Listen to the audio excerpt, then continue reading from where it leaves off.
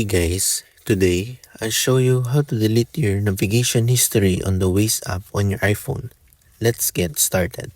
First, open the Waze app on your iPhone and tap the search icon. Under your recent destinations, you'll see your navigation history. To remove a specific location, find the destination you want to delete. Then swipe left on it and tap delete if that option appears. If your version of Waze doesn't allow you to delete individual recent destinations, tap Settings, then go to Privacy or Account and Activity, depending on your app version, and look for an option to clear your recent searches or navigation history. You can also remove saved places like home or work by going to Settings, selecting My Places, and editing or deleting the saved location. After making your changes, close and reopen the app to make sure your navigation history has been updated.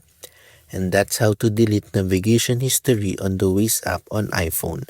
If this video helped you, don't forget to like, subscribe, and I'll see you in the next one.